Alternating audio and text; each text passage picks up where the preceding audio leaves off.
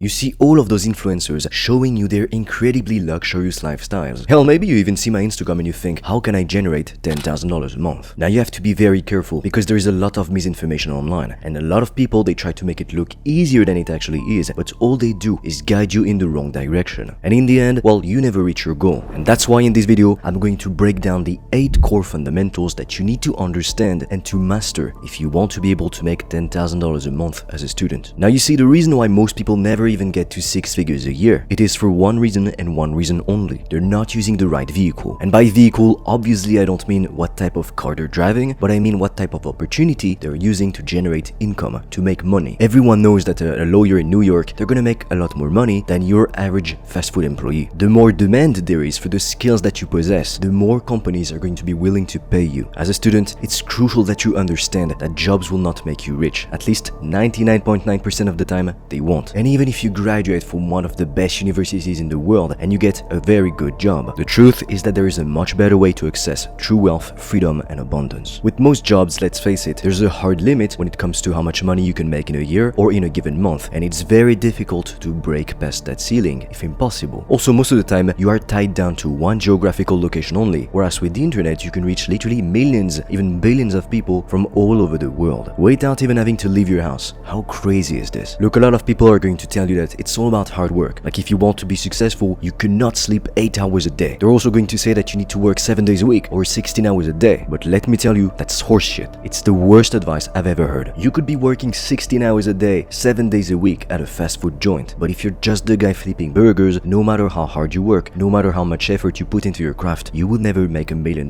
just by doing that. Why? Because you don't have any leverage, and leverage is a crucial element to success. So you see, there are 3 main forms of leverage. You can either leverage somebody's time, capital, or you can use automations, systems, and processes. What these things do is that they allow you to multiply your ability to get results. And to give you an example, well, you could sell a book for $10 and everyone in the world could buy it technically. You could sell millions of books all over the world and have a team take care of the fulfillment process for you. With a regular job, you don't have this kind of leverage, which is why you're gonna hit a ceiling pretty quickly when it comes to how much money you can make. So at some point, your income is going to start to plateau, and breaking past that point is almost impossible in some jobs. Now you see, a big mistake that a lot of people make is to focus on net worth as opposed to focusing on net cash flow. I'm sure that you've heard of CEOs worth $100 million, $200 million, $300 million, even billions of dollars. But what does it even mean to be worth $1 billion? Do you actually have $1 billion in your bank account? Well, no. That money is simply the valuation of their company or of their assets. They can't actually use that money to buy things for themselves directly. Like, if they wanted to buy a Ferrari tomorrow, well, they can't really do that. You have to understand that governments declare that your business is separate from you. Like, it's a completely different entity. So it has to pay its own taxes, but then if you want to use that money, you need to pay your own taxes because you are an individual, even if you are the owner of the company. So like I said, this means that you will have to pay corporate tax on your revenue, but then if you want to take some of that profit home just to feed your family or to buy a nice car or to go on a holiday, you will need to pay even more taxes. So when you hear that somebody is worth $100 million or $1 billion,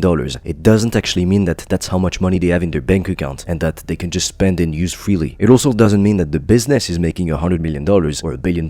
It's simply the valuation of the company. So if it were to be sold, it would sell for $100 million or $1 billion. Now don't let the big numbers fool you, because that's not what matters. You need to focus on starting a cash flow oriented business, and an online business is the perfect opportunity to generate a lot of cash flow with a lot less risk. I've actually made a video in which I analyze every popular business model to figure out which one is the best to start for beginners. It's the first link in the description if you're interested. So speaking about cash flow, you need to understand that the business that will take you to $10,000 a month is not the same business that will take you to $100 million or $200 million, $300 million, even hell, $1 billion a year. You could sell a software company for hundreds of millions of dollars, even billions of dollars, but you'll never be able to make that same amount of money if you're just doing some kind of graphic design as a freelancer. Some opportunities or vehicles will allow you to reach significantly higher levels of wealth compared to others, but the truth is that they will also require a lot of advanced marketing, business, and sales skills. So for now, your main focus should be to get to $10,000 a month with a cash flow oriented business. Honestly, the world of online business is fascinating. It has changed the life of like millions of people from all over the world, and my life included. However, with social media, it's easy to compare yourself to other people who seem more successful than you are. I fully subscribe to the belief that comparison is the thief of all joy. Like, I remember watching an interview of a very successful businessman. He's on YouTube, so you might know him, but it was essentially on an interview and somebody asked him some questions and he explained that if he compared himself to other people, other rich people in his neighborhood, he would get suddenly depressed, when in reality, like, he's worth hundreds of millions. So for instance, he would look at the most expensive houses in the neighborhood and he would start to want better houses, when in reality he loved his house, but he started to feel like his multi-million-dollar home was simply not good enough, even though the guy is like at the top 0.0001% of society. So don't think that if you make more money, then suddenly you will not compare yourself to other people and you will love everything and you won't be jealous of others, because it doesn't work that way. And I know it might sound like the cliche and generic stuff that they're going to tell you in the self-improvement community, but you've got to focus on your own journey because it is unique and not everybody has the same goals. Like, should you buy a Rolls Royce just to flaunt, just so that other people think that you're richer than you are? If you don't like that car, well, no, you shouldn't. You should get the car that you want. You need to focus on you. And there's a quote I love, it goes, winners focus on winning, while losers focus on winners. So be real with yourself. Which one are you? Now, plenty of people get to the top, but they can't stay there. If you think that making $10,000 a month is difficult, wait until you see how difficult it actually is to keep making $10,000 a month consistently, and more than that, but to grow your income month after month. Everyone wants to make more money, everyone talks about making more money or ways to make more money, but no one is telling you that what matters more than how much you make is how much you keep. When you start getting access to a new level of wealth and reaching things and levels that you thought were impossible before, your main focus should not be to buy Gucci or a fancy car or anything like that. Your priority needs to be securing yourself and steadily growing your business, reinvesting as much as you can into it. And studies have shown that 70% of lottery winners, they go broke within just a couple years. And guess what? 78% of pro athletes, they also go broke within only 3 years. So that goes to show you making a lot of money is not enough to actually be rich. What matters more is how much you keep. That's actually the difference between old money and new money. Old money know how to keep what they have, not just how to make more. If you make a lot but you lose a lot, are you winning? Not really. Now what if I told you that stealing will make you rich? And no, I'm not talking about stealing a patent for a new revolutionary technology. Just like I'm also not talking about stealing somebody's product page copywriting word for word. If you follow the conventional path, that is, if you do what 99% of people are doing, you get massively in debt, you go to college, you get a good job, well, you wouldn't expect to become a multimillionaire, would you? What a lot of people seem to forget is that the same logic can be reversed. If you emulate successful people, if you learn from them, you significantly increase your chances of becoming very wealthy and very successful yourself. And the reason why most people don't get started in business, it's not because they don't want to necessarily, but rather it's because they have the belief that they need to reinvent the wheel or to invent something new, to do something that has never been done before if they want to get a shot at succeeding. However, this could not be further from the truth. Unless you're actively trying to change the world, then you shouldn't actually really focus on trying to invent something new or doing something which has never been done before. And to be completely honest, why would you even bother worrying about how to make $100 million